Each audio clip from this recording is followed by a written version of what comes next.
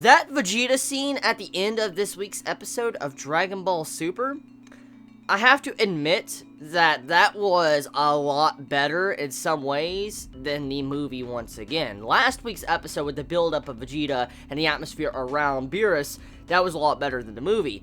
But once again, I have to say that the moment at the end of this episode with that build-up of Vegeta just looking at his Bulma getting slapped, he's like, "You touched my Bulma!" And then he's getting pissed off, and you just see him powering up.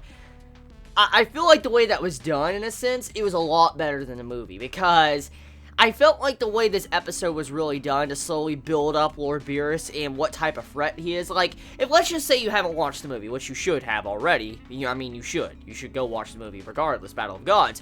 But if you watch the movie, and let's just say the off chance you haven't watched the movie, majority of these past couple episodes have been building up the threat of Lord Beerus, and actually, in a sense, the way they're building up Lord Beerus is a lot better than they did in the movie, because, I mean, we knew he was strong, but the way we get to actually witness to his power of what he's doing to these iconic characters throughout Dragon Ball Z, it goes to show you how strong he is and how far in another class he is. For instance, what he did to Majin Buu, just punching him and kicking him around like he's nothing, what he did to Gotenks, flicking him and stuff, and just slapping his wrist. I mean, what he did to Gohan. And I mean, what happens to Gohan is not really that impressive, because, I mean, for the past couple movies now, poor Gohan. But besides that, okay, just to see how these past episodes, and this episode in general, was to showcase Beerus' power, what he could do to the top fighters of the world. I mean, it was already kind of evidence enough of what he did to Goku in Super Saiyan 3, that Lord Beerus was pretty much the strongest we've seen in the series of Dragon Ball, but we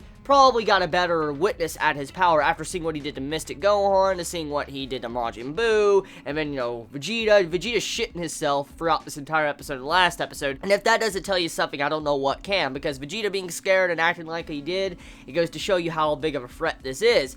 And to see that scene where he finally's like, "Fuck this, you hurt my Bulma," and tries to power up to fight Lord Beerus, that was a great scene. I felt like the way the entire episode was just building up for that one segment was well executed by Toei Animation. Yes, I am actually congratulating Toei Animation. Holy shit, what does this world come to? But, this episode, in terms of what it tried to do, I feel like they nailed it even better than the movie. The only thing that really is lacking, and so to say, in this episode of Dragon Ball Super is some of the soundtracks. I really wish they would bring some of the soundtracks from the movie. For instance, Dragon Ball Battle of Gods. I wish they would use some of those soundtracks in this little arc that they're doing. At the very least, just for some of these scenes. Like, "You touched my Bulma," and, I would hope they would have used some of those soundtracks, but I guess you can't have everything. But I mean, thank God, at least the animation and art looks pretty damn good, I have to say. There was a couple of derps, but that's to be expected when it comes to Toei Animation, because they always have those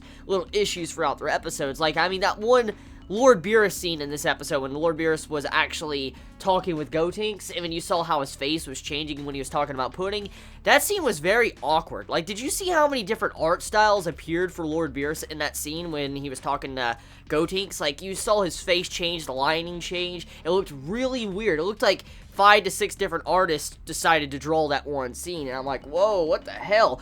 But besides that, there wasn't nothing that was too bad, so to say. Like, I felt like the ending segment alone was probably one of the best animated scenes of the episode. That was really good. But some of the Majin Buu scenes also was really nice. I mean, when Majin Buu got pissed, he's like, "I won't forgive you," and all that, and when he got really angry, that right there, I have to say that was pretty good too. I expected Majin Buu to blow his top, shoot steam out of his head like the original Dragon Ball Z, but he didn't actually really do that. He just got pissed off at Charge Beerus and got his ass whooped.